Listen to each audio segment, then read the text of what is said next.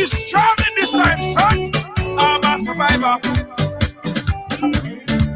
I will survive. I will survive. And I'm a firm believer. We'll forever shine just to stay alive. That simple means say nobody can hold me apart. Nobody can drain my energy. Nobody can turn me sick. I will not allow negativity. Nobody can hold me apart. Nobody can drain my energy. Nobody can. Nobody can. Everybody show me some strength. No weakness. Show me a lion bomb. Strength. No weakness. Show them who we are. Strength. No weakness. Show me a lion bomb. Everybody strength. No weakness. Show them who we are. Not when you roll. Your enemies they must tremble. Your enemies they must tremble. Yo, not when you roll.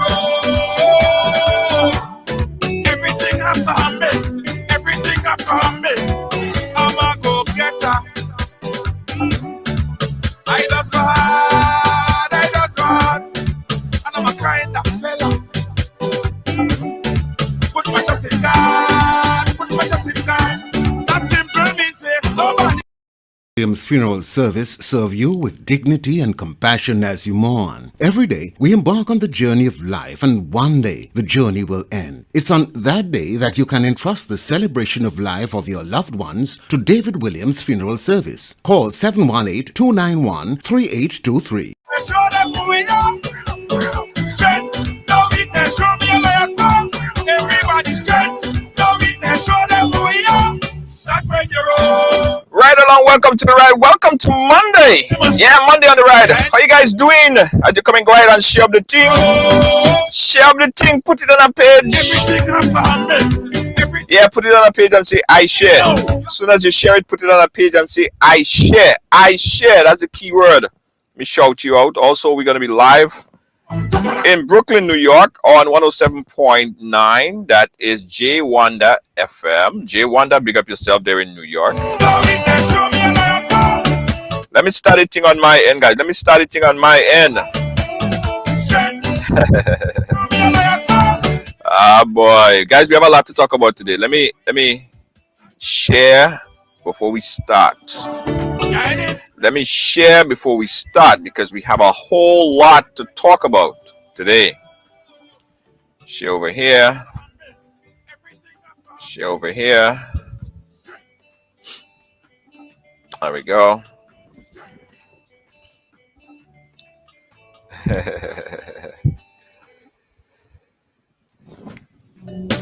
Yes. June, how you doing? This time, son. Yeah, big up yourself, June. You gotta be strong in this time, son. I want to share. I want to make sure I share it everywhere because a few people told me to make sure I put it on the page before we start because it's gonna be me and them. I don't want to fall out with nobody, so I go do the thing. I go share it here, share it on a few pages. Yeah, friends. Yes, that share it here. We're good to go. Alright, let me see who we have. Paul, how you doing? Edmund, how you doing? Empress, you share? Gail, thank you so much. As you come in, just share the program, guys.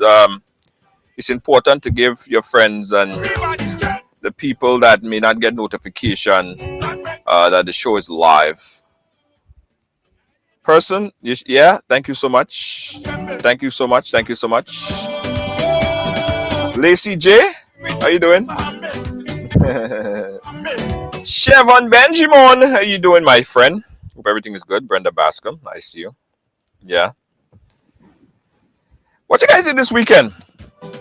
What happened this weekend? Did you guys do anything fun this weekend? You guys did anything fun? Anything exciting this weekend?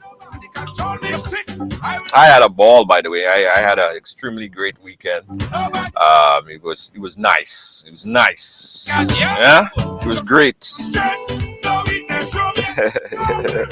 Somebody says, "Stop me talking. Just talk to the man. Just bring on the man and let's talk to the man." How are you so, Jed? How are you so? How are you this so? I can't even say hi to my people. I can't even big up nobody. I can't ask all you how all your weekend went. Nothing like that.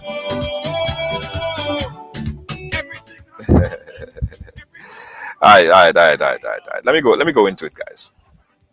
Over the weekend, um, Facebook lit up because of a statement or a post that was circulating on social media. But before we speak about that, let me go back a little bit, right? Let me track back a little bit. Grenada, as to date, the CDC has placed Grenada on level 4, which is the highest level um, of where the CDC could place a country on. It's meaning basically telling people do not travel to Grenada because of the high amount of COVID on the island, right?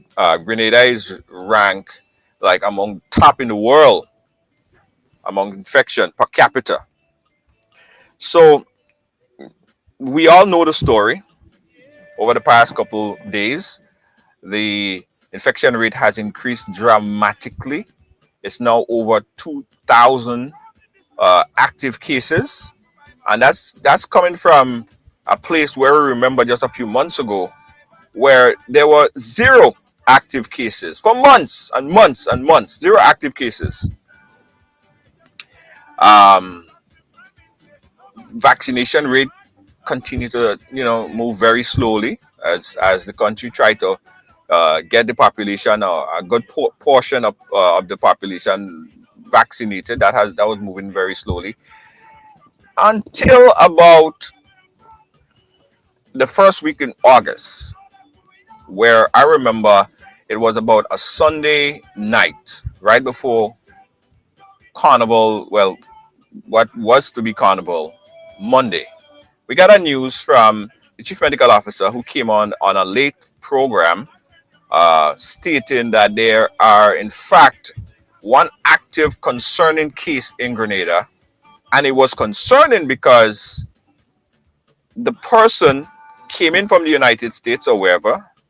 They came into Grenada, they was tested negative. They got a chance to do whatever, they were out of quarantine in 2 days or so. They went ahead and they visited 15, 16 different places. They went places.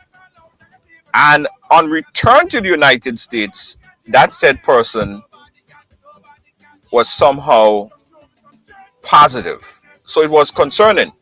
But that breaking news came out about 10 o'clock or so that night before Carnival. I don't know if a lot of people saw it. I don't know what was the intention of putting it so late and not widely broadcast it. Anyway, that happened. And everything went downhill from there. Many more cases that were reported. And I said, as of to date, over 2,000 new active cases were reported. An excess of 25 plus deaths within 2 weeks. Hospitalization, 50 something. Sad to say that Grenada is not in a good place right now. So during the process, as you would expect, there are a lot of blames to go around, right? The politicians and the people in power are blaming the jab for that 2 days that they came out and parade that they deemed as a super spreader. The parade and other activists are saying, no, the government dropped the ball on this. Pastor Stanford Simon, who is the senior pastor of the St. George's Baptist Church, was the latest to comment and make a statement on what he believed transpired. And he cast blame squarely somehow at the feet of the participant in those events. I want to take a listen to what Pastor Simon said, and we're going to get a chance to speak to Pastor Simon to put everything into context for us. This is Pastor Simon on what transpired and how it transpired. Listen to this audio. This is where we are, and you can't deny the fact this is where we are. How do we go forward to make this thing work for us better? It means that, one, persons have to get vaccinated. It is key to bringing this thing down. You have to get vaccinated. That's key. Secondly, You need to be safe. Wearing your mask is critically important. And if you feel that you have some symptoms, stay home. Self isolate. It is what it is. You can't go in the supermarket and go and say you're going and shop and you're going to line with the guys, but you're sick. You're making more people sick. If you love your neighbor and you love me and I love you, I have to take care of you. We have to begin to think that we only 100,000 people, 100, 510, 100,000 people. We are highest per capita in the world now when it comes to infection. And I have something to play for you later, especially those of you who was talking about jab. I want to deal with it. I'll deal with that later. No, let me deal with it now. Let me talk a little bit about that because it is critical to understand what your mouth speak can come to a reality. And many of you who went out and played all your 2 days of jab, all you was playing and singing this song. Up, 2, 3, 4. So when I dead, put jab on me tombstone. Man, when I dead, put jab on me tombstone. What, man? I tell you, black blood in me vein, black blood in me vein, black blood in me vein. Mass we going insane. You said when you dead, put jab on your tombstone. Black blood in your vein, mass you're going insane. You said it. The reality of what you have done for those 2 days have now cost Grenada the death of over 20 persons, infections over 2,000, and that's what we know of. That is tested. We also know that the people who have died, some of them may be playing mass or not. We don't know, but they're the casualties of your behavior. You have created that. And for those of you now who, when you see COVID coming, you said, put jab on your tombstone. So if you get it, don't complain. You don't complain now if you get it and you die because you ask for it. You speak it and it coming to pass. Therefore, the mass that you play inviting COVID-19 to come and for somebody to put jab on your tombstone because you want it to die. Accept your reality and don't blame nobody. So we have to live with what we have. I talk about 100,000 jab. There was about just about 5 or 8 or 10,000. I don't know much audio that was there. It wasn't 100,000 of us. It was just 5 or so thousand of audio that went and do it. And now the country is paying a price. So if you see COVID-19 coming for you, don't run because you invited it to come. To you tell it come and make sure you put jab on your tombstone. Deal with it. Your reality and the country facing the consequences of your disobedience and behavior that you have done, disobeying the law of the country. All right. Joining us to help us put everything into perspective is Senior Pastor of the St. George's Baptist Church, Pastor Stanford Simon. Pastor Simon, how are you doing, sir? Good day, Junior George. A pleasant good day to your listeners and to all who, wherever they are throughout the length and breadth of the world, I would say. I know that you have quite a program, and I want to thank you for the opportunity to be with you here today and to have a chat about Grenada and where we are and what we need to do to move forward. Absolutely. Thank you so much, Pastor Simon. Pastor Simon, let me start with this, right? In this pandemic that we're in, or any kind of crisis, right? What do you deem the church? What is the purpose of the church in this particular situation? Well, 2 things. One is the church need to give people hope. First and foremost, we need to give people hope, that people be hopeful, that in the midst of all the difficulties and challenges, we can come through it. But also the church also need to speak truth to the reality of where we are and why we get here. The church must allow people to see that we must accept responsibility if we have to, but at the same time, unite the country in moving forward. How do we collectively bring us together at the end, as difficult as the situation is, to give hope to all of us? And I think that is critical for the development of the country, and even at this point in our history, that we do not just talk about it, but we provide leadership in the midst of this difficult and challenging period that our country is confronted with. Yeah, and you spoke about inspiring and being there in those type of instances. As it relate to this particular post, right? What was the intent of it?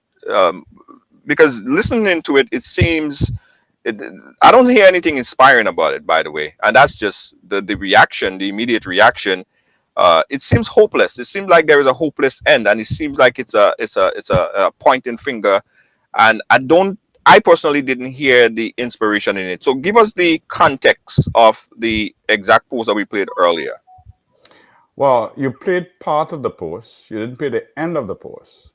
Right. You played part of it. If you listen to the entire post, the first part of it deal with the reality of how we got there. I mean, one of the things that happened that we got there. So let me go back a bit to bring some clarity to this. When this whole pandemic started, and of March 2020, when the government shut down the country for a couple of months, we had to deal with the reality of adjusting our lifestyle to a new reality. That happened for a few months. The country was opened. August, and remember the government talking about carnival, all of that happened. People obeyed. We followed through. Going through the year, there were some challenges, but yet still we were asked to do certain things. And by the end of the year, there you come with the vaccine now become available to us. And the government then making it available to persons free of cost and asking persons, hey, to get vaccinated. Person as myself had my uneasiness about it at first. But again, looking at where we are and putting into context, how do we move forward as a country? If you read, there was a lot of both for and against, but for me, reading and understanding where I am and why I need to take the vaccine, I move ahead to be able to take the vaccine. At the same time, asking, putting forward to our church and to our people that we need to, and publicly saying on my program that we need to take the vaccine. And if we do not take it, there are grave consequences that we would face. Now, as of then, the government in March of this year, the government opened back the country for persons coming back in, and you had to be vaccinated. And the persons who are vaccinated, then they had 2 days. I think the person who are not, they spend 8 or 14 days. Now, those were the reality of trying to keep it. The hotels gradually they opened back. And we were moving steadily and not much infection happening in terms of what we say it was imported, but not the community spread. Now, the minister was warning about what would happen. And I remember interviewing Dr. Francis Martin in April 5th of 2020. And he spoke specifically about his fear about the community spread and the importance for people to get vaccinated whenever it becomes available. Now, the government did ask persons, look, the carnival, let us not have that because it's a danger. The Ministry of Health and the minister made it clear that that could be a huge problem for us and our community spread if we do not obey. Now, the law was put in place and asked that person, don't ask person to stay home. Now, persons decided that they're disobeying the law and they are going out up to, as far as I know, before Carnival, but not before Carnival, before they what we consider the Carnival weekend normally do. There were no, as we know it, community spread in Grenada. What we had was imported cases. Now, after that happened, that weekend, and the amount of people that then played jab, and you had thousands of people in Grenville went to Paul's, you had persons in Sotes. After that weekend, fast forward about 10 days, and then you see we started to see infection. And fast forward to where we are now, you would see within a period of a month, the whole dynamics has changed. Yeah, but persons would say that if there was 0 cases on the island, the jab didn't manufacture the COVID on the island. I'm not saying the jab manufacture it, but the jab is a big component of where we are now. They are part of what happened now. They are not solely responsible for all, but they are part of what happened, and where we are now is out of people's action. Who has the other part? Who has the other part responsibility for it? I mean, who have the other part? There are persons who there are persons who came in, right, and they may have been infected, and they came and be a part of what we have. Yeah, no, In the community. you said that the jab have part responsibility, meaning Right. that the other part has somebody else have another part responsibility. It has to be persons who came in, right? Right. And they are infected, and they were missed, and at least they brought in the COVID. So they also have to be a part of that. And who's responsible for that entry protocol? Is the government. Right. So isn't it fair to cast blame and say the protocol, quite possibly, and that's what people are saying, is it Right. quite possible to say that they both have a part in this whole escalation of what we're seeing right now? I am not disputing that. I am not disputing that that have part in the escalation. But if you were to go back, Junior George, and face the reality before that happened, for months, did we have escalation of COVID-19 in our country? No. After that incident of the Carnival weekend, everything changed, right? A whole lot changed.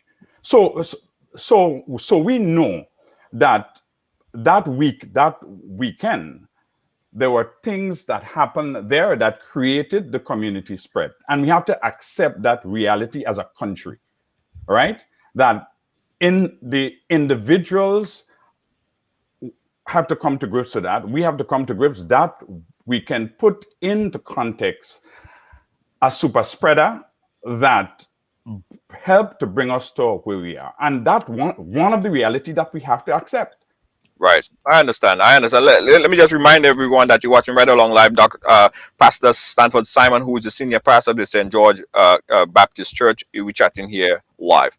Now, Pastor, let me ask you a question again about the science. And we're going to get past this, but there is a big elephant in the room. The science behind this. Do you think that government somehow missed the science? Not only Grenada, but governments around the world missed the science. Because there was a big, hoopla about unvaccinated people not being able to spread this. The science told them this, and then later the science suddenly changed. In Grenada, there was vaccinated events, right? There was vaccinated event where people had to pay $300 and $400 to go to, and that was just for 1% of the population, while the other 98% of the population, they didn't have anything to do.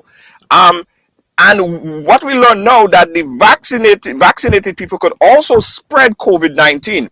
So do we also blame that protocol and the persons who attended those vaccinated events? Well, it's also part of the whole process. Well, they're not jab. And listen. I understand that they are not jab, but that Carnival weekend, all right, of what we have. You have taken responsibility. The persons who you would say government in the protocol. You also have persons may have had their house parties. You also have persons with the jab. But it's simply saying that over that Carnival weekend, the fact is that we had a super spreader, right, that have brought us to where we are. And let us not dance around it and pretend that the elephant not in the room, that weekend has helped to bring us to where we are. And we have to accept that reality as a country, that many persons disobeyed the law. Many persons did not do what they should do. They didn't wear their masks. They didn't sanitize. There are things that they did not do to bring us to where we are. And so responsibility must be accepted. You cannot go in around trying to pretend that is not so. But that Carnival weekend, I'm sure that we all can agree, created a super spreader in the country to bring us to where we are now. Folks might say, and I see a post there by Andrea, and she said not one super spreader, there were multiple super spreader. And where the science is right now, the science told us that quite possibly the vaccinated event could have also been a super spreader.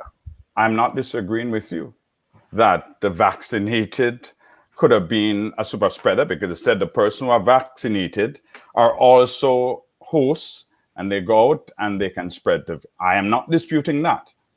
I am not running away from that hard reality. That is also true. But I am simply saying that at weekend, there are some persons who disobey the law, right? And we didn't do what we should do as Right. a country and a people. And that has helped to bring us to where we are. It is Right. not a single thing, but it's something that we have to accept. You see, listen, there are consequences in disobedience, all right? When you do not do things the way that you should do it. If your parents tell you don't do something and you do it, then there are consequences. The government said to us, do not do something and we do it, there are consequences. God tell us, do not do something and we do it, there are consequences. What we are facing is the consequences of our action over the Carnival weekend. All of the things that came together that was part of that, which include the, if you said the government and the protocol, you include the persons who are had the big events that they have, but you include 5,000. You think about it. Let's take that in a step. There are over, let's say, 3,000 persons in Pulse from different communities all across the country, and we no mass playing jab. Now, if one person get affected, or two or three, these persons go back to their communities and not thinking about they caught COVID at all. That is not something that they're thinking about. They're finished and they're done. They're with their families. And then they begin to see they're getting sick, or someone gets sick, or they go on tests and realize that they have COVID. That's something that affects all of us. And we have to accept that reality. It is not the end of the world. But I'm simply saying, out of our action that weekend, we then have brought ourselves to a place where we are paying the consequences of our action. But there is hope. But the fact is, we have to accept responsibility for what we did over the Carnival weekend that helped to bring us to where we are. And I don't think anyone could disagree with that. I think where the community is upset about the statement is that it seemed like in your post you handpicked one specific community to share that blame. And one of the other thing that you possibly get contextually incorrect when you mentioned about they was singing "Put Jab Jab on the Tombstone," which was a song that was in 2019, which was 3 years ago. It's a whole song. They wasn't singing "Jab Jab on the Tombstone" there. That song made its rounds for the past 3 years. So that was contextually wrong. Do you now want to retract anything on that statement that was made? No, I do not, because the action of persons, you see, I am speaking truth, because what happened over that weekend, one could have said, I could have talked about this or talk about that, but I will focus on what I do believe, that we as a country have gotten to where we feel that we could do what we want and when we want. Because that weekend, people feel they could have disobeyed the law and nobody could tell them anything, right? They could have done whatever they want and everybody just have to accept it. But that has brought us to have helped to bring us to a place where we are hurting as a country. We are hurting individually, we're hurting as a family, and we're hurting as Grenada, because our friends and family are dying. Because that action that some persons take has helped to bring us to where we are. What is that action? It's going on the weekend and disobeying the law and person. We're coming back in circles and we're coming back to the same point. We are casting shadow on one part of the population, and we're overlooking the fact that there are many flaws. There was many things that went wrong within that time frame. But Junior George, you asked me a question. I'm saying based on my statement. I agree. And I said to you earlier on that there are the persons who are unvaccinated, vaccinated that came into our country are part of that. The persons who may have gone, the persons who have had the events, yes, that's part of that. And also, I do believe a big part of that has to do with that weekend that we had, that carnival weekend in particular. All the events that happen in context in the carnival and the carnival weekend, that in itself has helped to bring us to where we are. So it is not just separating one, but saying that weekend, some of the events that we had, some of the things that was done, because take in context that across Grenada, in a lot of our communities, villages, and when you drive around, a lot of people was doing that. A lot of people were doing that. A lot of people was playing jab, having their party, their house party, their house fete. And when you put all the pieces together, it brings us to where we are. We did not get here because we did nothing. We got here because we did something. Right. I think there's many blame to go around. And I agree with you. Right. And I firmly believe that if that is the case, there are many blame to go around. Everyone should be highlighted. So I'm not saying how you should construct your post, because you're a professional. You have a much better voice than me. You're a better deliverer than me. You do a great job. But I think that in putting this message out, not just isolate one segment of the population, but instead give everybody the fair share of quotas in colloquial terms. Give everybody the flaws and talk about it.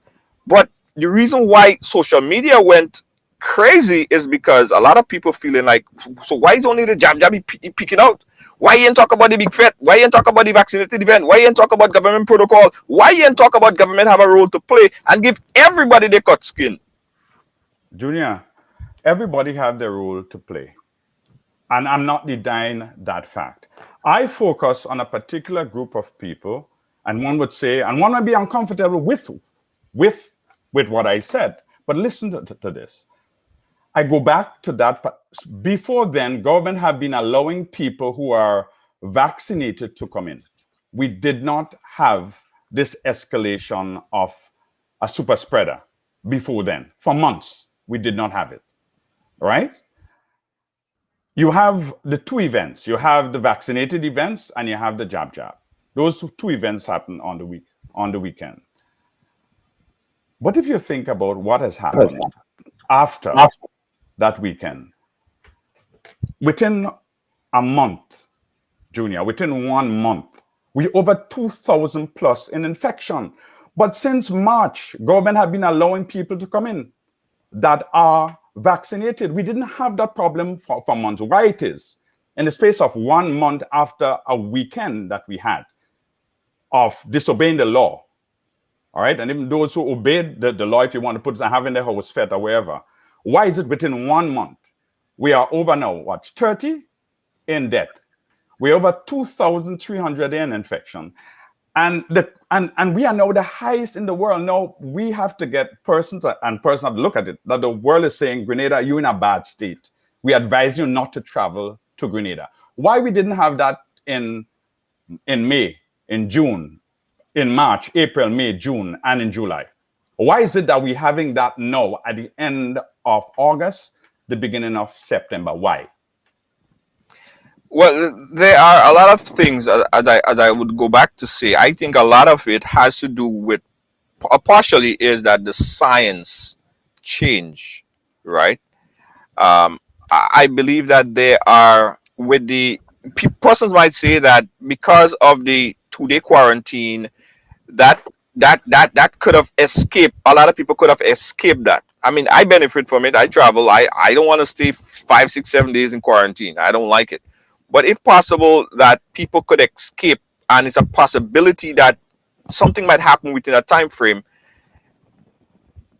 probably the science was wrong in allowing the 2-day quarantine. But Junior, let me ask you, if the science is so wrong in the quarantine, we started in March to allow people to come into our country for 2 days, all right? With the 2 days quarantine. We have March, April, May, June, July, 5 months, right? And this country was not impacted by a super spreader in our country. We did not have that. That only happened after our carnival weekend, that we arrived where we are. So if you want to use that as an argument, I'm simply saying, factually, you cannot say the 2-day quarantine is the one that has created this problem. You cannot go and say, here it is. But for months, it was going on and it didn't happen. Right. True.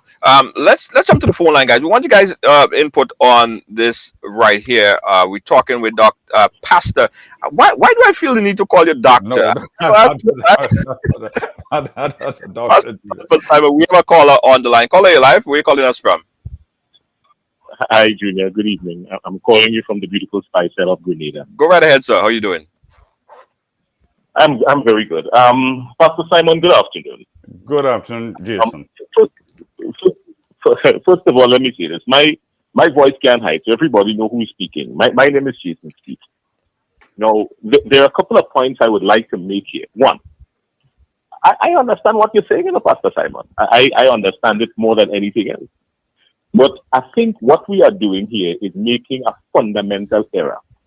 Part of the responsibility of the church, that the church teaches us, as someone who goes to church, as someone who's a Christian, what they tell us is that when we correct, we must correct in love. We must correct in fairness.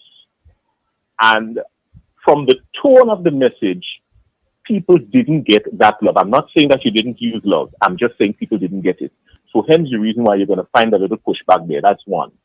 Two, I think this program here would have been the perfect opportunity for you to say, well, here's what. And I'm not telling you what to say. I'm just saying, if I were in your shoes, this program here would have been the perfect opportunity to say, what? Yes, Junior, maybe I came out a little bit harsh on the people who played jab, but I would like to use the opportunity now to say to all the other people, you too have us in that position. And I think you missed the opportunity. But don't worry, the show not over. You have some time to do that. I also want to say that when we talk about mass gatherings, it is very possible. You see, these vaccinated events, these events that were being boasted for vaccinated people only, that made people feel because I vaccinated, I better than you, so I could go there and you can't. No, these vaccinated events happened about a week before the so-called Carnival weekend. And I want you to contextualize this. The virus has a 7-day incubation period.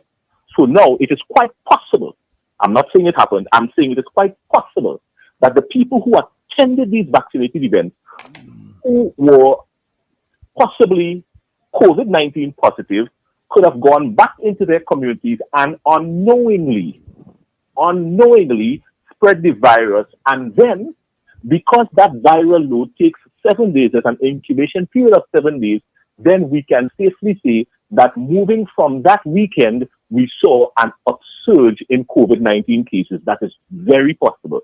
We can also say, Pastor Simon, we can also say that at that time, churches too, because I go to church, were allowing people to congregate. And while people were following the protocols of wearing their masks, we have to admit as Christians ourselves that we were not always following the protocols every step of the way, because we have all sinned and fallen short of that glory. So it is quite possible to say that there could have been some community spread emulating from within the walls of our churches. And these people should have felt a little piece of that wrath that you unleashed.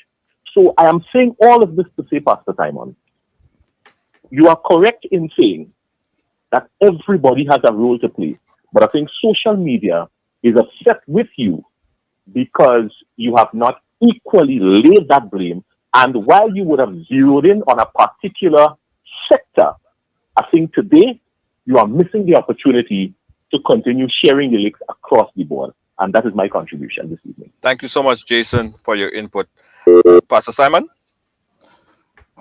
Well, I mean, he made his point. I would say that even when you talk about the church, the church have been meeting for months. The church have been meeting for months.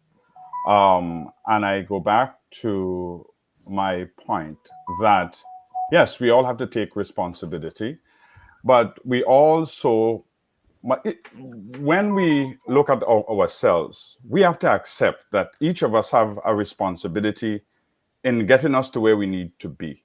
There are mistakes made. The correction of those mistakes is accepting responsibility. So if I take responsibility for my action, the government take responsibility for their action, the persons who, the churches take responsibility, the job take responsibility. Somebody gonna still find a reason to say that you don't have enough and you didn't give enough. But we have a reality where from a particular weekend in our country, within 1 month, we are where we are. That the events that happen across our country in different communities and villages and homes, whether the house party, whether the job, one would say the vaccinated event, that brought us to where we are. Collectively, we have to take responsibility, but these events that we have had have to take and bear the responsibility for what helped us to be where we are, because we have been having church, persons have been coming in vaccinated for a number of months. Within 1 month, we are where we are. And all of us need to look at ourselves and speak true to ourselves and said, there are those of us who did things that play a part in getting us to where we are. But the question is, I think for me now, it is where do we go from here? How do we collectively move forward? And the way I ended that post is reflecting on the song of Ajamo, because I thought he put it nicely. Putting it collectively, drawing together, and the things that need to be done, that we do it. Because if we don't, it's going to get worse. And to me, that is where my key ending of my post was, is that all this has happened. But hey, folks, listen, we have to take responsibility. The past is gone. And I said that. We now have to look at the future. How do we correct these measures that we have had? But at the same time, as Ajamo said, what are the things we need to do to get us at a better place? I guess one of the things that Jason outlined in his question there is that, and something I've been trying to pull from you earlier, is that why is just that particular section of the population and the church and everything else wasn't included in that raft that you unleash? Because no, I don't see the church as listen, from where I sit, I am not going to go and put the church and say the church has been a part of that super spreader. Maybe the person went to their church and yes, that is part of it. Because the church have been meeting for months. People have been congregating for months. And I think we are missing the point in trying to look for some, one would say, trying to pull everything together in one pot. And there may be so, but that carnival weekend is what helped to bring us to where we are. And that's a fact. Right. Again, guys, we open up the phone line 718-701-5720. You could call in live and ask your question here of Pastor Simon. And make sure when you call in, you turn your background song so we don't get that feedback. Again, the number is on the screen, 718-701-5720. Pastor, at this point in time, right, pointing any kind of blame and the back and forth between government and job and whoever, how does it serve? What purpose does it really serve in your understanding of it? What purpose? Listen, I am not pointing any fingers and trying to solve any purpose. I address a particular issue as I see that, and especially where the law was disobeyed, and it helped to create a problem for where we are. I go back to my substantive point that I've focused on that weekend of what happened and where we are now is how then can we go forward? Because the end of my post talked about now, how can we pull together as a country to effectively fix and be more efficient and effective? And what are the things that we need to do to make it better? Yes, the substantive where person look at what I talked about, the jab, but also at the end, I talked about how can we come together? What are the things do we need to do to be able to help us? And that means wearing our masks. That means getting vaccinated. That means looking after your neighbor, right? And doing the things that you need to be. It means obeying the law. I also focus at that at the end of my post. So to just focus on what I said up front, which, yes, I take responsibility for what I said. And I stand by what I said. But I'm also saying that as much as government have its responsibility, there are other things that the government could have done. So let's say the government at that weekend could have totally locked the country down and said absolutely no movement for the weekend, right? Of course, the government could have done so, but that wasn't done. What was done is done. The question is, it has affected us. How do we go forward? How do we change the dynamic and have a discussion now in saying, what do we not do to bring us back to the place where we are now? Yeah. Yeah, I think to move forward, and it's important, and I don't like the finger pointing, and in that own, I mean, I'm not saying that you continuous, I mean, I'm not saying that is your whole intention, your MO, but the finger pointing, I don't think it solved the problem, but it escalated because, as I told you, as far as when the post went out there, it isolated a very small a cross section of the population, and they felt that you didn't dealt that blame straight songly around to everyone that deserved it. But sitting here and arguing why this and who that and who did this and who didn't do that is not saving one single person in St. Andrews right now. Well, Junior, that is my point, is that I made clear what I do. At the end of my post, I go back to that. I spoke about what do we need to do.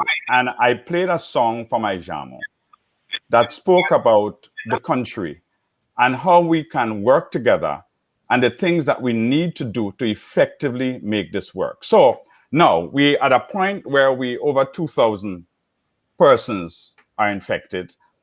Over what, 20, 30 persons we have now in that? Is that where the figure is now? Well, last I saw it was 20 something, 27 or something like that. 27, right? We now have to ask ourselves, what is it we can do? Because the ICU could only take so much, right? Our churches now are having churches virtually. So we are not having churches physically because we realize that if we continue to have churches physically, that can be a problem. So the church have taken its responsibility in saying we cannot have church, so have it that way. Businesses, yes.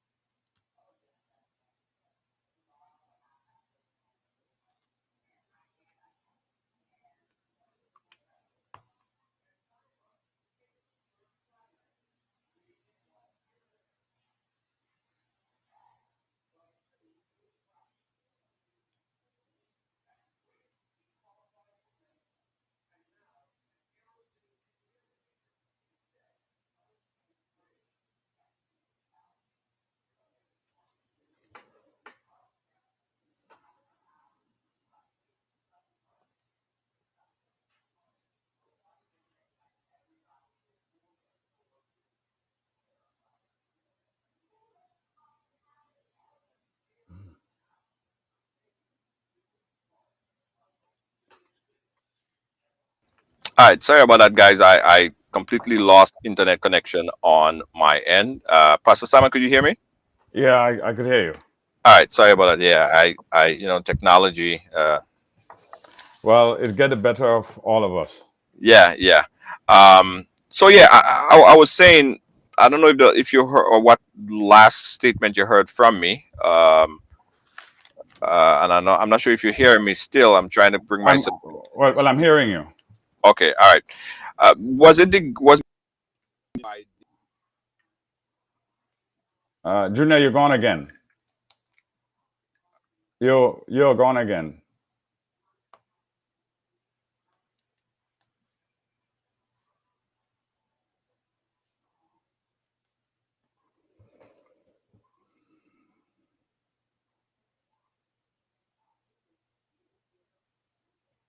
Junior.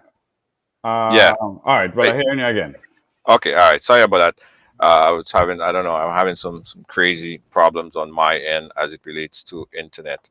I was saying, Pastor Simon, was it a church initiative, or was it new government protocol that had the church change their rules in terms of going virtual instead of having churches? No. Well, the government didn't tell the churches. I mean, our church didn't wait on the government to tell us that. We went virtual before the government says so. I believe the conference of churches with the Evangelical Association took the decision to advise our churches that we should.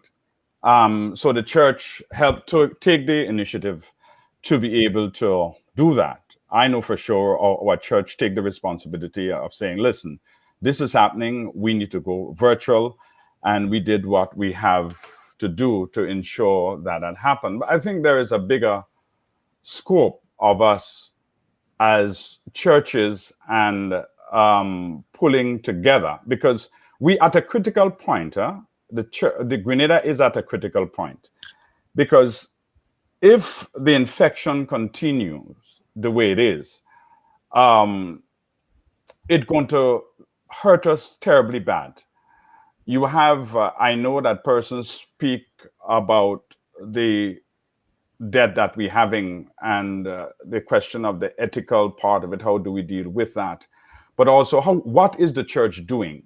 Because you also have persons who are at home who cannot feed their family, who cannot pay their bills, persons who are struggling to make it and take care of their children. School is about to open and parents cannot send their children back out to school. They have to give them 3 meals a day.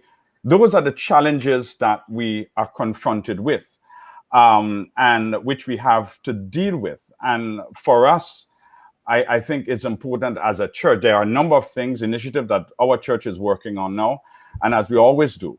And I'm sure a lot of churches across the country is figuring out how can they help? What are the things can they do to relieve the pressure? Because you have persons who want to take care of their family, and they have no one to really help them, even when their brother or their sister die.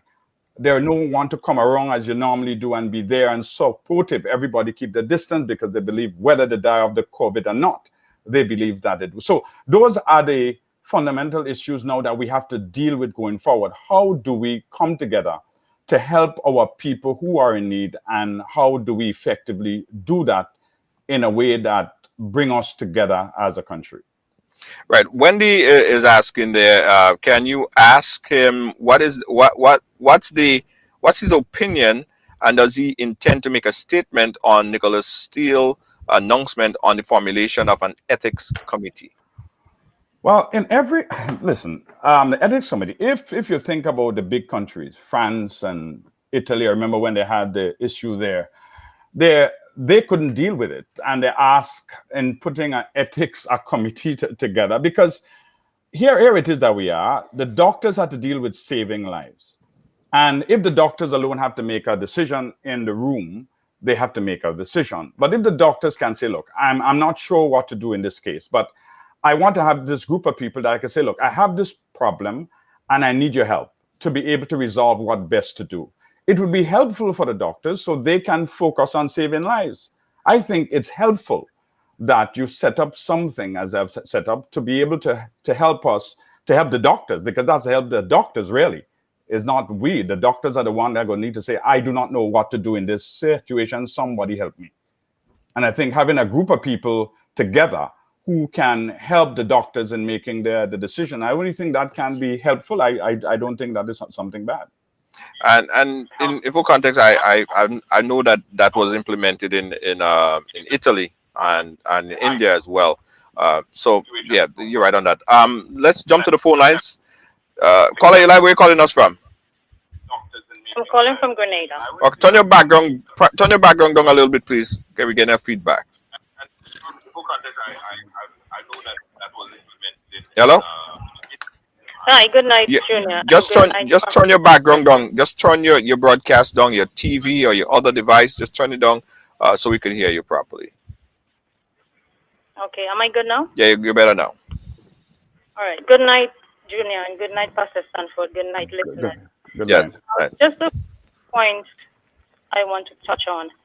And so back in 2004, when Hurricane Ivan was approaching, we were warned of the inevitable damages that would occur. I believe we as Grenadians, we took every precaution to protect our families, to protect our homes, and in an attempt to preserve lives.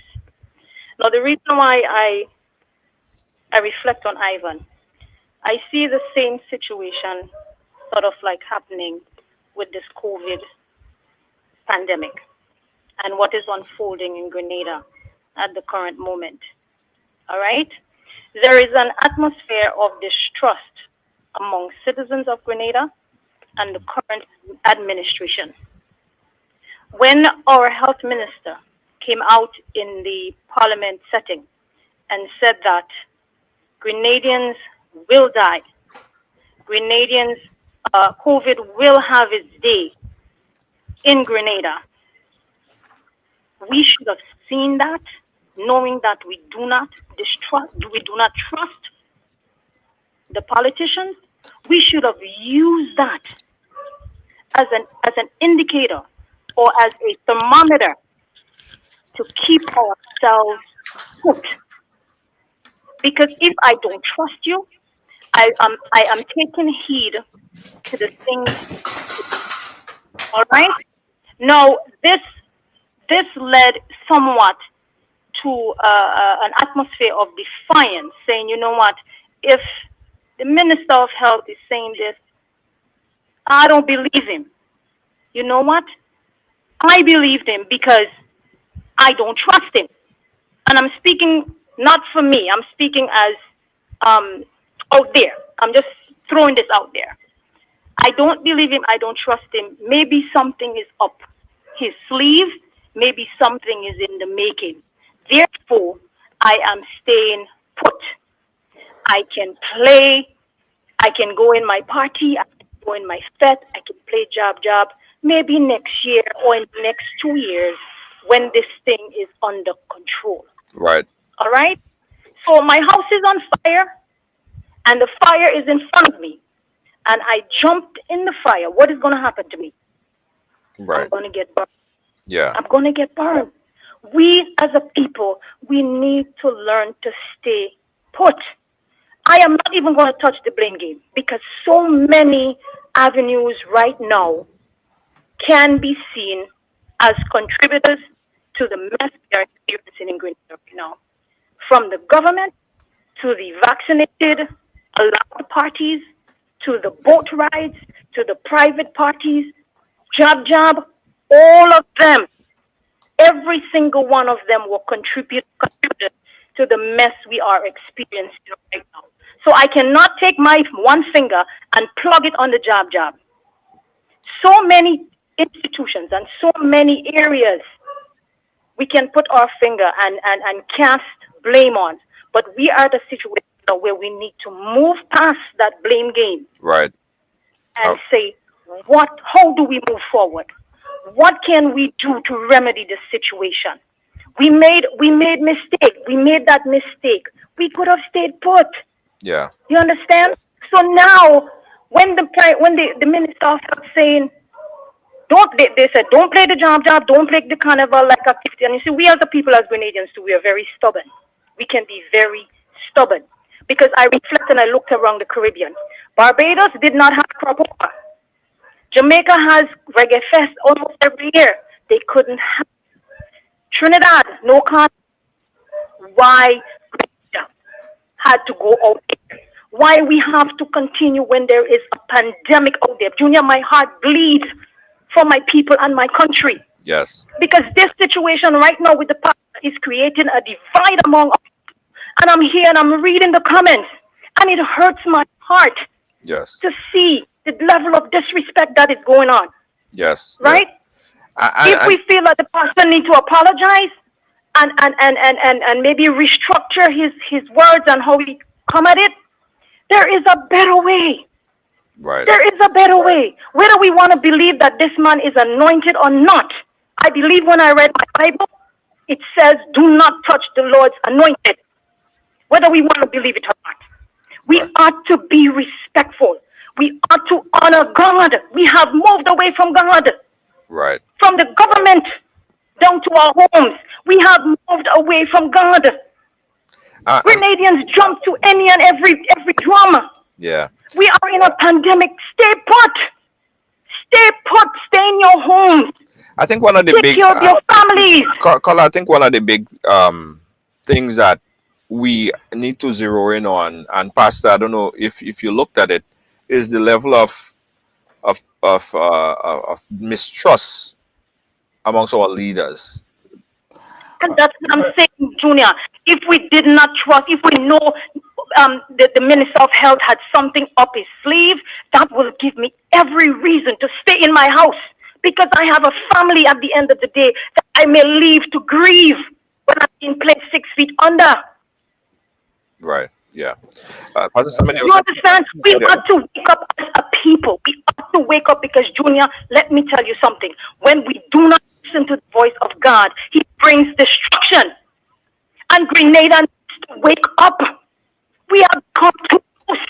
Right. Too loose. We were never like this. We were never like this, disrespecting and saying what we want, and the MC and the FU and all this stuff. These should not be typed in here. This should not be typed in the chart here, referring to a man of God, come on. Come on. Yeah, Carla, we really appreciate your input. Hitting on some very important points there. Pastor Simon, you wanted to No, I agree to Carla. Listen, that people don't trust our leaders.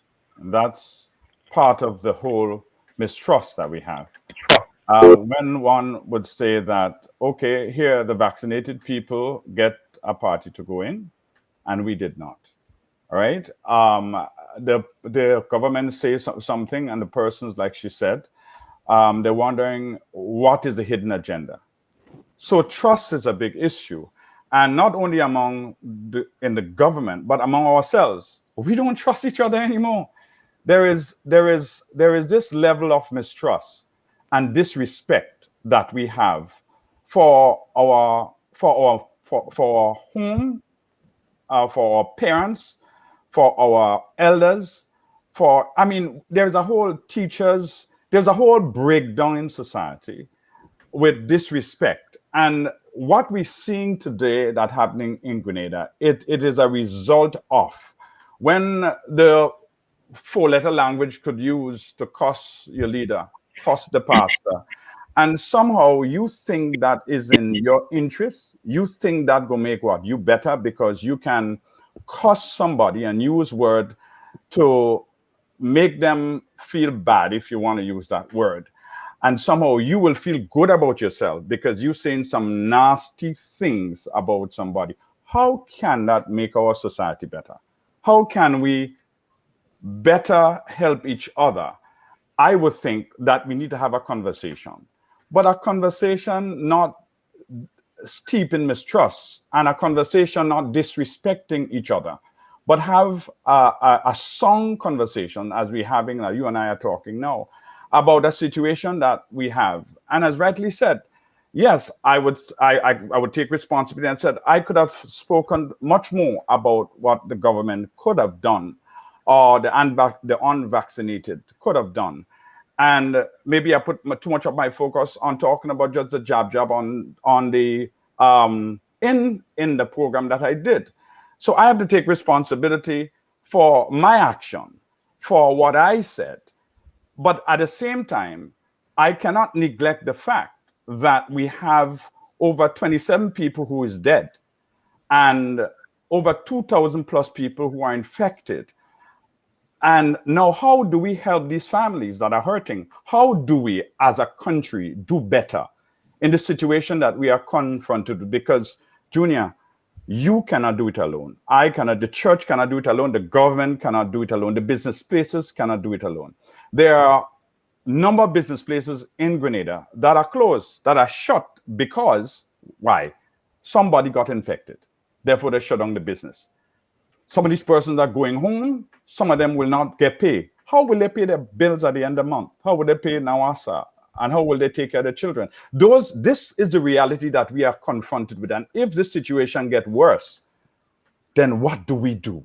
And I think that's a conversation we need to have now. How then can we, with the church, what are we doing as churches to help mitigate against what we see coming? Because there is no doubt about it, Junior. If this trajectory continue on the way it is, within 30 days, we're going to be in a very bad place. Yeah, absolutely. And I totally understand what you're saying. And I think you came a little bit short of saying that you retract on certain parts of the statement. But I take what you said as such. And we don't need to separate further than we are separated right now, Pastor. We are already separated along party lines. People who are this color or that color, they have, that's how it is. Now we have a vaccinated and unvaccinated. Now we have the jab and the non-jab. We are fragmenting ourselves and we're making it harder to come together. And that's build distrust and conspiracy because nobody trusts nobody. And that's where it comes down to at the end of the day. But Junior, listen. If I, as a person, decide that I'm not getting vaccinated, or I decide I am getting vaccinated, that is a personal choice. And that choice, I have to make that choice. So every single person have to make that choice. But in making your choice, you also have to think about the other person in making that choice, because this is not a single-handed something. Whatever action you take will impact your neighbor, your friend, or your co-worker, one way or another. You have to determine what is best for all of us. And if you're only thinking about yourself, I believe that we will not be in a better place a month from now. They ask us to get vaccinated because they believe it's the best thing for us to do. I have gotten vaccinated. And so it's up to each individual to determine what they want to do. I have encouraged persons to get vaccinated, but that's a personal choice. And you cannot force somebody to get vaccinated. They have to determine if they want to do it or not. And they have to face the consequences, just as the vaccinated persons who take the vaccinated, whatever the consequences are, we have to face it just the same. And we have to live with those realities. We got a caller on the line. Caller, we are running kind of short on time, so make your statement a little bit brief, but go right ahead. Yeah, I want to ask the pastor a couple of questions. Okay. Now, it seems like if young people don't ask questions, so the pastor is getting away with his politics as this guy's preacher. Number one question, if you are the pastor, how can you support youth in Asia? Youth in Asia is when it's like mercy killing. Who should live and who should die? Okay, let's adjust one at a time. Let's adjust one at a time. So but ask the first one and then let you answer and then we'll go, because if you ask a whole bunch of questions, we might slip something. Pastor, you want to respond to that? Well, I do not know what he's talking about. I'm totally lost on what he's talking about. Okay. Youth in Asia means when it's like mercy killing. I could say I have an illness and I want to die.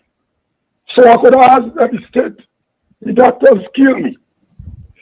In the case of the government with the COVID, where the ethics is look after those who survive and who look who should die. This is a form of euthanasia. That's an ethical part that a religious person like you should be opposed to. Number two, if you wait when COVID manifested itself in the society and you pick on a subgroup which is jab, because Christianity is European. So you pick on the jab, and you blame them for everything that happened in the carnival. You never mobilize all the different Christian organizations. Question them on the book of Revelation, because some religious people believe that COVID is some kind of antichrist. We didn't hear you speak about that. We didn't. You say you're vaccinated. Christianity is not one body in Grenada. It's different denominations.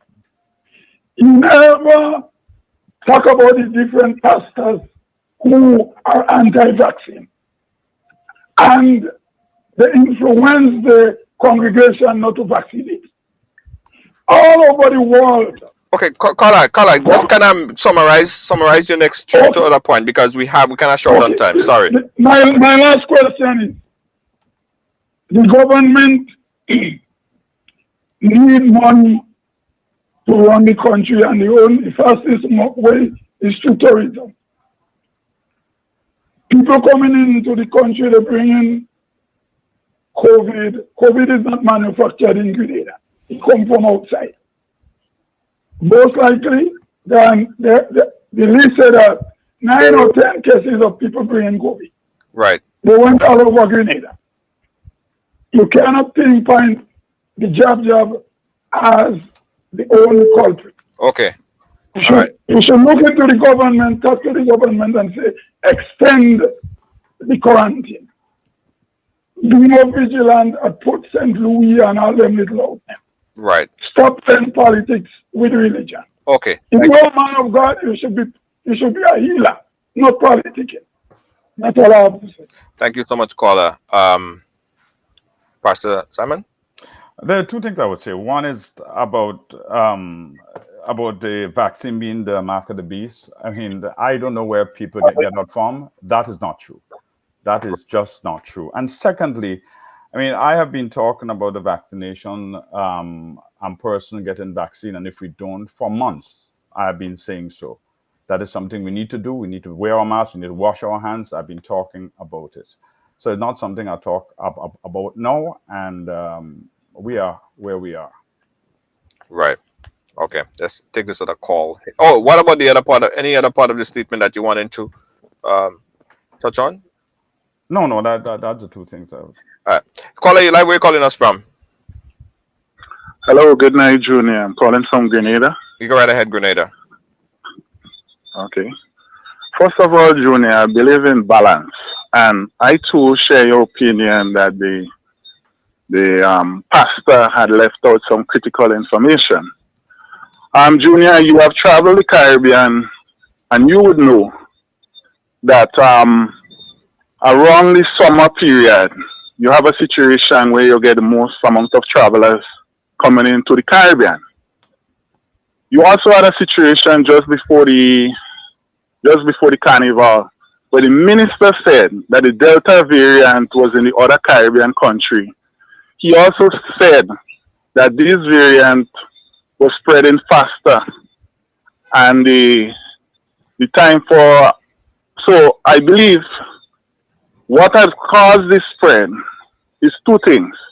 The level of travelers that were coming in for the summer. And if you check all the other Caribbean countries, you could check to see if all of them had a spike.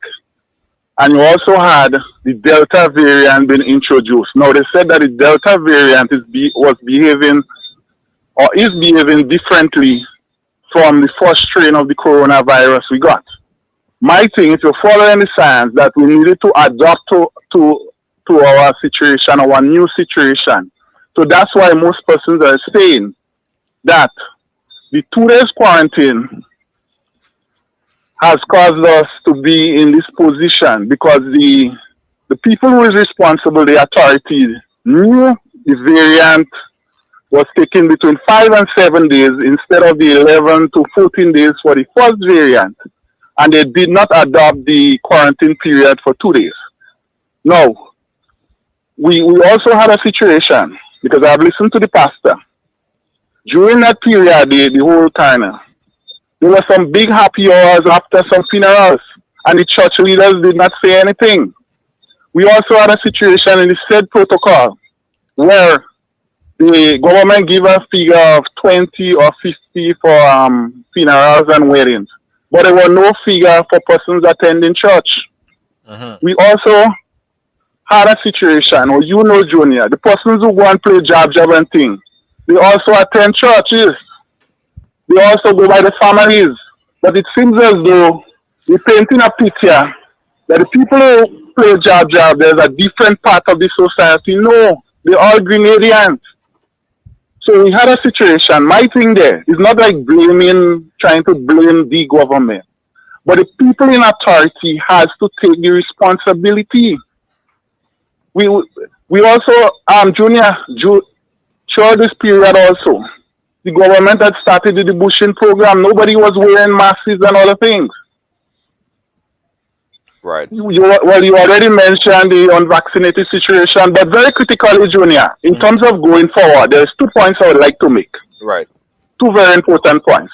The first point is the new variant of the virus, which is even more contagious than the Delta variant, is already in St. Vincent, it's in Jamaica, it's in other Caribbean countries close to us. And yet for all, the government has not changed the 2 days quarantine. So that is another loophole. Is that getting to here? Now, one might say like the United States, and so you just, when you're checking, you just walk home. But the United States have 300 million people. Grenada only have 100,000. So the American policy cannot work in Grenada. For a year and a half, we had a good contingent measures with the 7 days and the 14 days. We were capturing everybody at the border. But what has happened now? We must adapt to our situation where we have variants that is more contagious and other things, which means that we must take some stringent measures. And lastly, Junior, very importantly, one of the other things that we're neglecting is our oxygen security. Now that we have so much persons in intensive care, what is the situation with the oxygen plant at the hospital? Because pretty soon, with all the cases we have in here, you're going to have a run on oxygen. And my concern is, as a means of national security, is what are the plans of the government in terms of oxygen security, making sure that when we have a run on that oxygen now, that this is secure.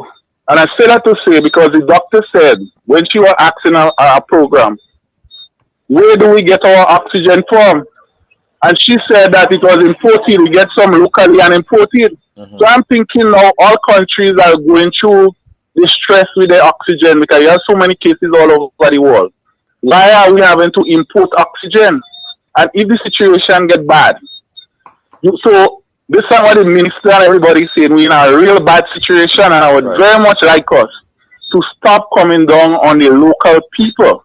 Right. It seems as though in Grenada that only one set of people could talk, and we must listen to one another and collaborate. So I'm begging the minister to please collaborate with the people. We are asking you to change the 2 days quarantine because we have other variants that are coming in. Thank you very much, Junior. Thank you. Appreciate your input. Pastor Simon? No, I agree with the comments of the caller. There has to be a holistic approach, and government may have to review a number of the protocols, and that be up to them and the scientists and the doctors to take the decision on what they have to do. But I do believe for us to get to where we need to, I think we as Grenadians collectively have to work together to solve this problem. And that's the only so we'll get out of it. We cannot individually do so. The business community, the churches, the government, the homes, because our children have not yet back out to school in a junior.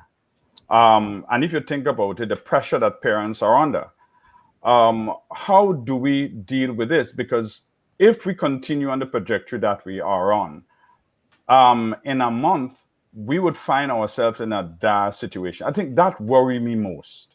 This situation worried me most, and is worrying because how do we solve the problem? How do we solve this issue that we're having that moving in a direction where it seems to be unstoppable, right? And the doctors and the health professionals are saying, and hey, you have to wear a mask, self-isolate, do the things that you believe is necessary to help to keep us safe. And I think on all that I've said, I need to take responsibility for my action, as well as every single person need to take responsibility for the action in how best we can collectively work together to help relieve Grenada from the situation we are confronted with.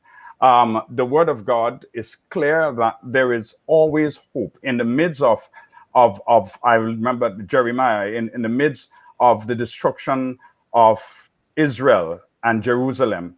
He still talk about hope because there is always hope. The thing about it is, for each of us, are we willing to be so hopeful to work together to ensure that we come out of this a better people, a stronger people, and more united, and not keep cutting each other down, because we spend so much time. One of the things that's very common for us, and I keep seeing it, that we spend a lot of time on the negative, a lot of time. And if somebody do something or say something, our issue is not to say, deal with it and then to find, okay, how can we better do this? We try to destroy the very person or the very thing that we trying somehow to help. And that is not helpful. We need to change the way we think. We need to look after the churches. We as a church, pastors and leaders, also need to take responsibility for what we say, how we say it. I need to take responsibility for what I say and how I say it. I need to accept that what I have said didn't go across well with a number of people. It could have been said different, and I accept that. It could have been said different. And therefore, I have to live with my reality and at the same time see how best I can help our country to solve the issue we are confronted with, where many of our brothers and sisters and neighbors are dying, and many of them do not have food to eat, and they cannot feed their family, and they cannot pay the bills at the end of the month. How can I help them, or what can I do to mitigate against it? And to me, that is where my mind is.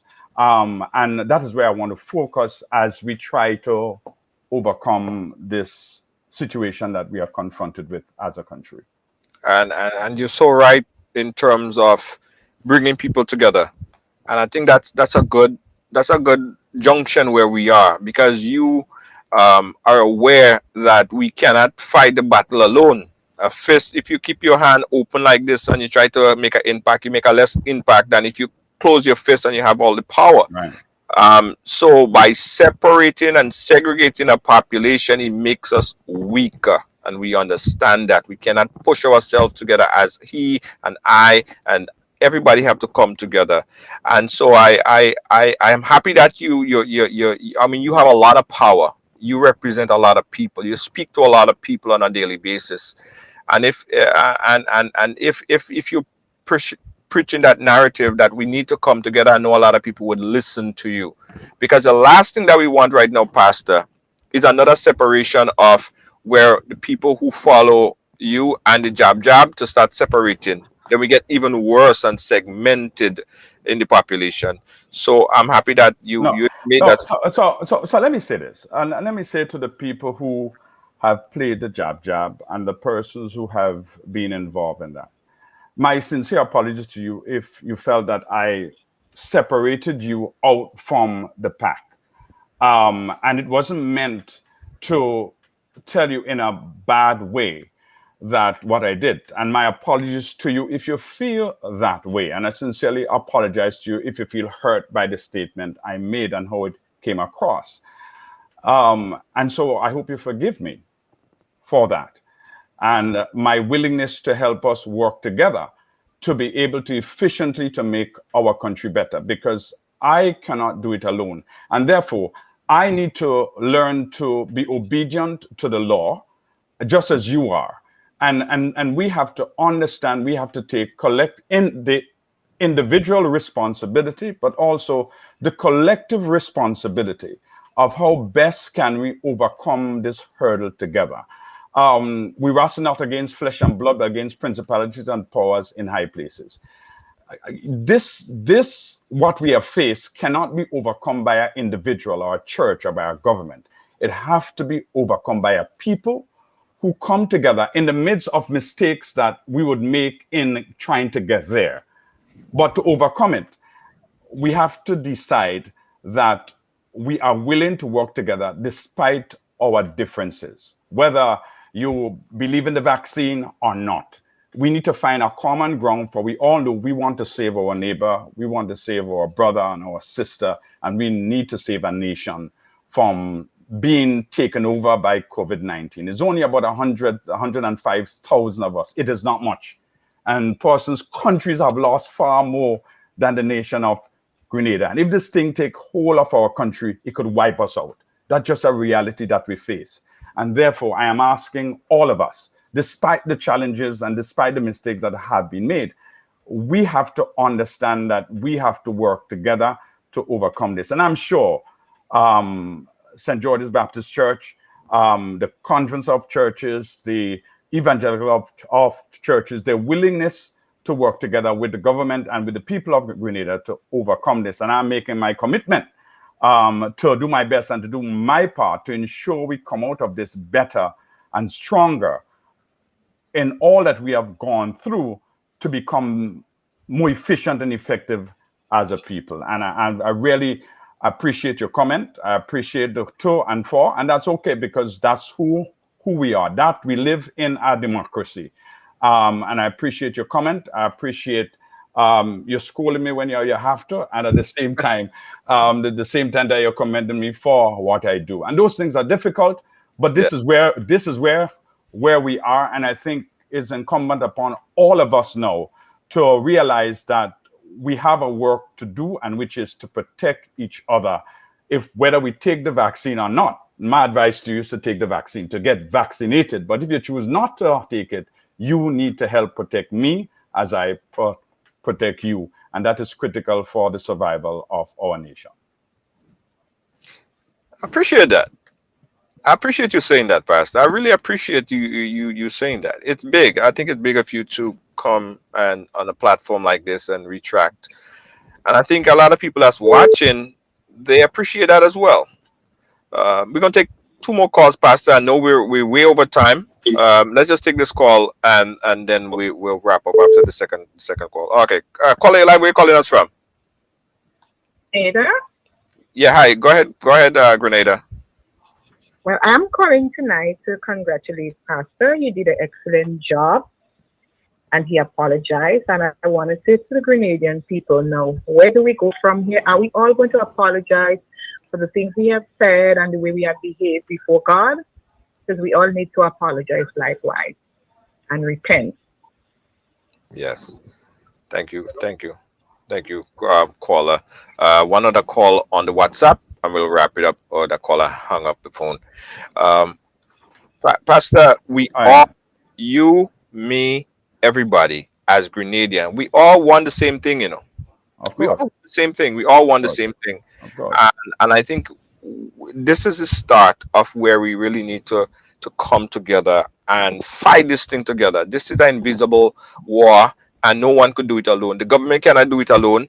The ministry cannot do it alone. Everybody needs to come together collectively to fight this fight. Let's take this call on the WhatsApp and then we'll wrap up. Caller, you live? Go right ahead.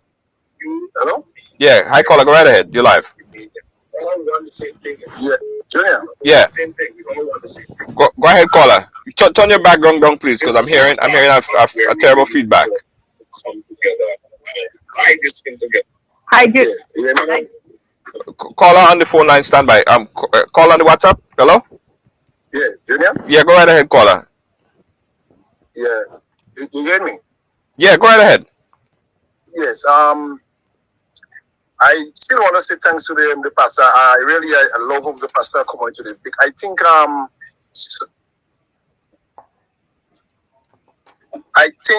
some of the government ministers should react in that way, because you see, the thing is that Are you hearing me? Yeah, go right ahead, caller. We're listening to you. All right, we lost the caller. Let's go to the phone lines. And Pastor, I promise you that's the last call. Caller on the phone lines, go right ahead.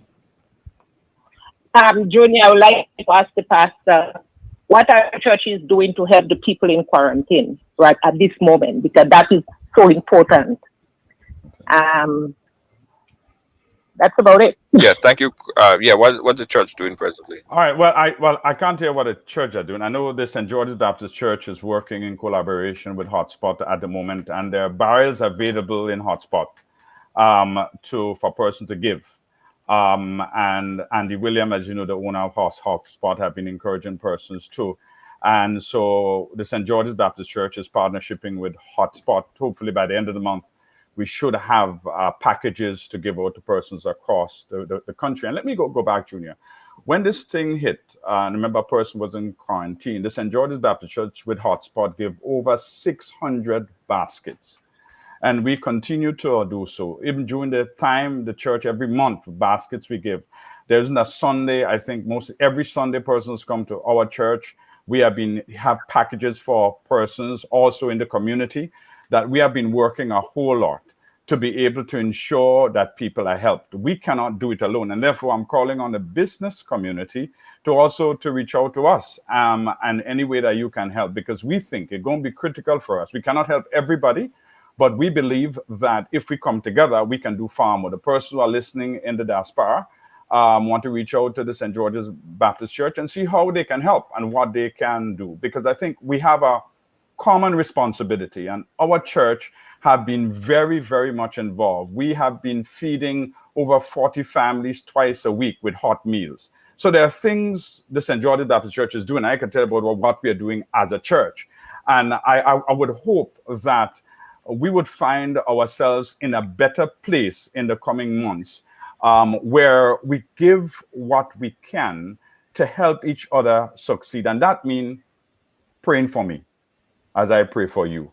That means helping me to be a better person as I help you to be a better person. That means wearing my mask. That means you wearing your mask. Washing my hands, I doing the same. It means that you taking responsibility for your action as I take responsibility for mine. Because the success of our nation lie in our hand. Where there is no vision, the people perish. The government also must take responsibility for their action. They need to be clear in where they want us to go, give clear guidelines, and do things to help us to better trust them as they trust us. And how then that we put together with the business community and the government and the churches and the community collectively to see how best we can navigate this challenging and difficult situation that we are confronted with. The Bible says we can do all things through Christ who strengthened us. It's not by might, it's not by power, but by the Spirit, says the Lord. I am confident that in the midst of all that we face, the Word of God says in the proverb, trust in the Lord with all your heart, lean not unto your own understanding. In all your ways acknowledge him, and he shall direct your path. I do believe if the government, if the churches, if the individuals depend on God leadership through all of this, I believe we would come out of this far better. I know it's hard. I know you mothers that are listening to me and families that are here and cannot feed your family. Tonight you're going to bed and you do not know what for breakfast in the morning. I understand that the bills could come and you cannot pay. But I want to assure you that God is there. He said in his word, he never leave us, nor will he forsake us. I'm confident that we will come through this together.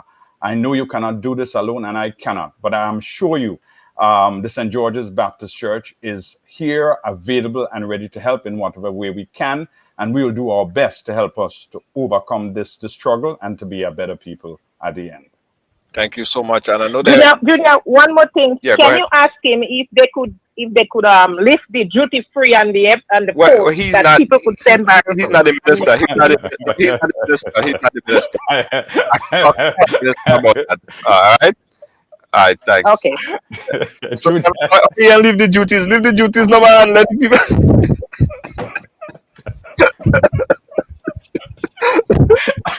You need to do better with duties. Pastor Sam, thank you for coming on and chatting with us. We appreciate your input. And I know there are a lot of people who are going through the second pandemic, and the second pandemic is abuse and also psychological effect. People are, they are suicidal, and they, when people become in that state, they need to hear, they need to speak, they need to believe, they need to feel someone speaking that inspiration into them, and it's important. So just give them the contact and information if anyone was trying to reach or get prayers from you. Well, yeah. Well, what we're trying to do now as a church, and you get the information, we're trying to set up our prayer hotline because it is getting, as you rightly said, there are a lot of people who are hurting and a lot of people who are in trouble. And therefore, if the email address of the church is sgbcgrenada@gmail.com, sgbcgrenada@gmail.com, and the number of the church is 423-1533, 423-1533, and our secretary would answer. And in any way that we can help, that we would try, we can help everybody. But I want to say that we will do our best to ensure that we pull this together.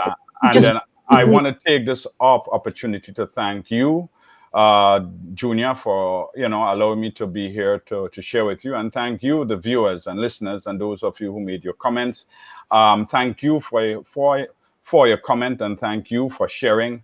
Thank you for the opportunity to be able to talk with you like this. I appreciate it, and I look forward to talking with you whenever we can sit and have a conversation like this again. And it is important for us also to respect each other and to do our best to ensure that we succeed in the midst of this difficult and challenging time. But know that if God is for us, who can be against us? God bless you. The positive vibe. Thank you so much, Pastor Stanford Simon. We really appreciate you. Thank you so much. We'll keep in touch. All right.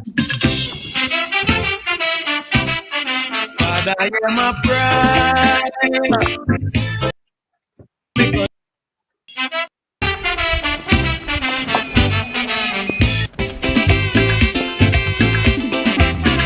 I want to say a prayer to the Lord for my nation. Listen, we're going through some difficult times, right? Everyone could admit and see that. It's very clear. And I think the only way we'll really get out of this stronger is if we all come together collectively. We cannot fight this battle alone. We need to restore trust. We need to restore trust within our community, within neighbors, within family, within our own selves. That's where it starts. It starts in our community. There are no trust. We don't even help our neighbors as we used to do before. They're no longer at a community vibe in this, and this is sad. It's absolutely sad when you think about it. There are people who are going through situations. Some people are in quarantine right now, and people are aware, but they're so scared to even, not even scared, they're so apprehensive, they don't even put themselves in a position to help. We need to restore community if we want to go forward. And I thank Pastor Stanford Simon for coming in and chatting with us. We really appreciate that. Also, thanks to all the viewers. I keep said it best. I am very proud of the riders tonight. You all kept it respectful and stated points eloquently. We thank you guys so much. We could have disagreements, We could have disagreements. And not everything I say everyone is going to agree with. But it's the way how we disagree. Right? It's the way how we disagree. I think that's the key. Thanks again for watching, guys. We appreciate you. We're going to leave with this song by Ajamo. I want you guys to take this in because this is very, very timely. Listen to this song. And good night, guys. Catch you tomorrow. God, I am a prayer for my country.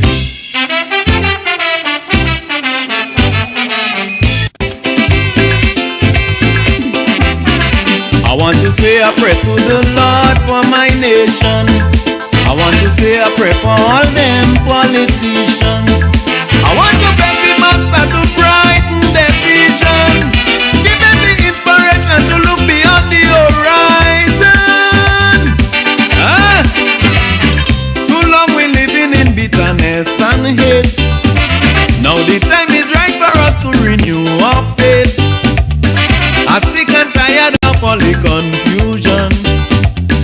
The bickering been going on much too long.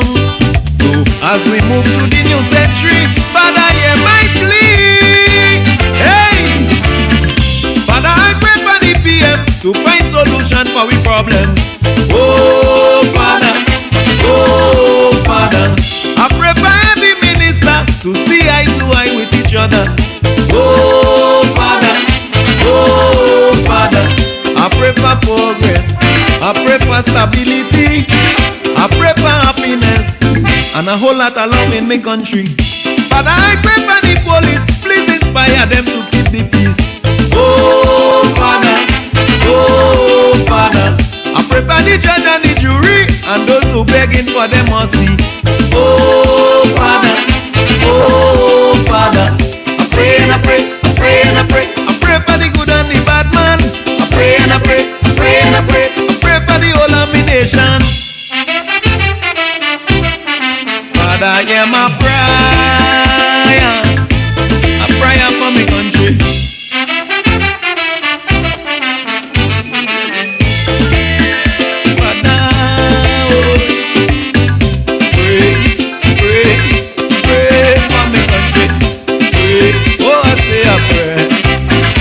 Living conditions sometimes is so unbearable. It's very hard for the youths to stay out of trouble. Some of them went to school and they graduate with their degree, but they still cannot find nothing to do in this country. That's bad. I'm sure you know that this old saying is true. The devil always have plenty work for those who idle. So they turn to drug, alcohol and recklessness, and creating terror for those who make progress.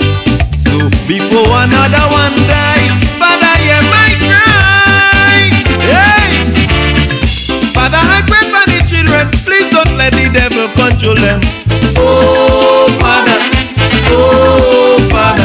I pray for the misguided youth man walking wrong with dangerous weapon. Oh Father, I pray for common sense, I pray for tranquility, I pray for intelligence, and a whole lot of peace in my country. Father, I pray for the woman who give herself to prostitution.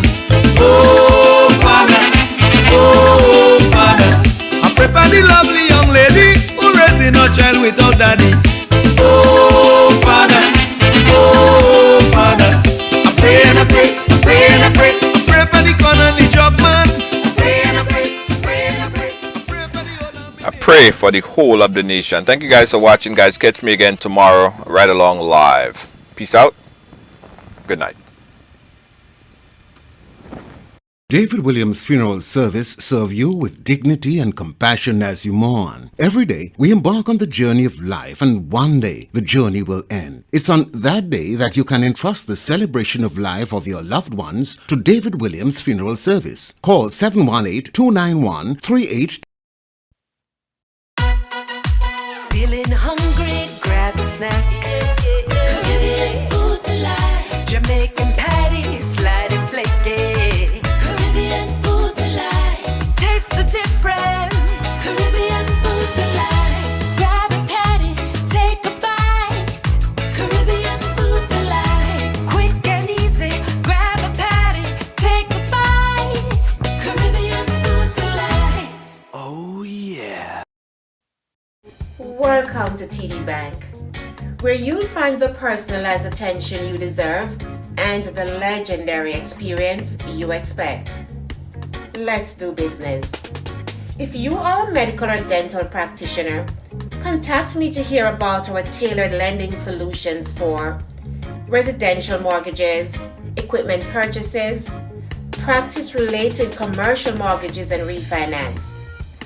Visit me at 500 Baychester Avenue to hear more about our full range of personal and small business banking solutions. See you soon.